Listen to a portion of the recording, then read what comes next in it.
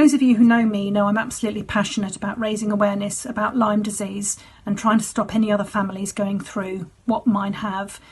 To say this disease has changed our lives is just an understatement, really.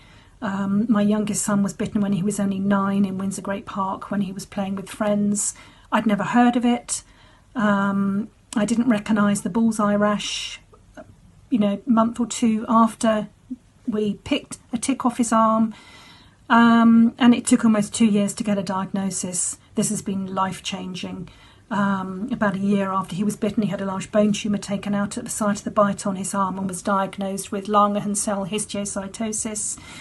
The bacteria crossed the blood-brain barrier, causing a range of neurological problems, including dementia-type memory loss.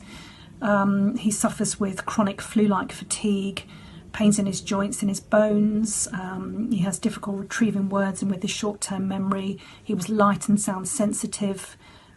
He spent 6 months at one point just in the dark, lying in the bedroom, and he's been unable to attend school. Those are just some of the things that he's contended with. What I haven't really spoken about, and I've got permission to talk about today, is my eldest son, who was also bitten in 2014, the year after Luke. And he was bitten up in the Highlands when we'd gone away for a break to get some mountain air. We didn't know why Luke was so ill. He'd had a bone tumour removed. We got permission from the oncologist to go away for a week. In hindsight, obviously, I wish we hadn't, because at that point I still hadn't heard about Lyme disease. Harry's symptoms, very, very different to Luke's. Started off with terrible crippling pain in his spine, and we find out now that all of his discs from his neck to his lower spine have herniated, causing a multi-level disc space narrowing. And 2 years after that, he was diagnosed with autoimmune type 1 diabetes as well, which his NHS consultants think is highly likely as a result of the Lyme infection. We were able to catch Harry earlier, and under treatment in the USA managed to get him into remission. Luke, unfortunately, was nearly 2 years undiagnosed, and it's been a much more difficult disease to treat. It's a stealth pathogen. It has ways of cloaking and evading antibiotics in the immune system. And although we've been travelling to the States for the last couple of years, we've had several forced treatment breaks. As we start to move forward on treatment, Luke starts to feel better, and it's really hard telling a 13, 14-year-old boy, or 12 at the time, that he has to hold himself back.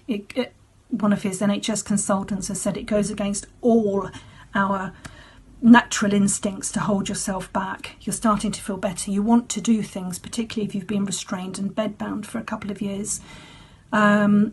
So these phases of we've had to stop treatment at this point because we've pushed too hard, set ourselves back, and we've been forced to stop treatment. This last winter just gone, or the winter we're in at the moment, is the longest that we've been able to keep Luke on treatment. It's the first winter that we've been able to sustain the treatment through, and the change is amazing. This time last year he couldn't sit down for 10-15 minutes and study, and actually now we've managed to have twice a week he's able to sit down for an hour or two and study, in the hope that he might be able to sit maths and English GCSEs in a couple of months' time, health permitting. We need to carry on this treatment, full stop. I mean, it's black and white, his symptoms on and off treatment. He has a team of NHS consultants around him who all support it. The 8-month treatment break he had winter last year, he started back on treatment July last year. He spiralled downhill with symptoms again and just bedridden with crippling pain, which is just terrible to see anybody like that, particularly your child. The pain as a parent is immense. But we move forward. We're positive. We have our feet pointing in the right direction. They're both incredible. They're incredible children. And some of the people that have supported us, some of our friends and family, have been just amazing. So fundraising is really hard, particularly when it's a disease that people don't know much about. But we're at the point where we're starting to fundraise again. We're going back to the States in the summer, and we need to raise another colossal amount to help with the cost of the flights, accommodation, clinic appointments, treatment, and ongoing treatment. We're hoping by the time we get to the end of the treatment, we can get Luke into remission, that we can beat back as much of the bacteria as we can, that his immune system can take over. There is no magic cure. There's no magic wand for such a complex late diagnosis. People try a multitude of things. The clinic we go to, the infectious diseases consultant, his knowledge is encyclopedic compared to everybody else I've met, and it is with the support of all of Luke's consultants. One of Luke's consultants has said that he's seen real progress, lots of young people making real progress using the clinic that we're at in America, and actually that's where we're at. We want to continue this progress. Going backwards just isn't an option. I'm determined to use this experience to try and help others as well, and I know both my sons feel passionately. I've recently spoken at a National Institute of Health research conference, a scientific conference, on behalf of one of the Lyme charities, Lyme Disease UK, and I just wanted to finish this video really just by saying that not all ticks carry disease, but if you get bitten by a tick, obviously you've got an increased risk of catching Lyme and also some of the other diseases that ticks carry.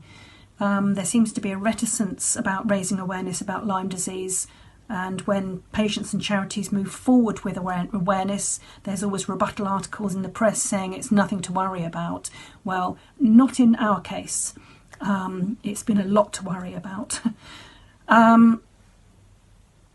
My argument would be about raising awareness about Lyme disease, and I know Public Health England have other priorities and trying to encourage people to go outside and get off screens and use our great outdoors, which I completely understand. Is that when we found out there was a risk between the sun and skin cancer, people didn't stop going outside.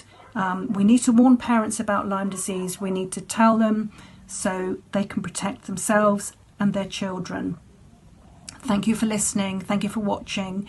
Thank you to everybody who's helped us so far.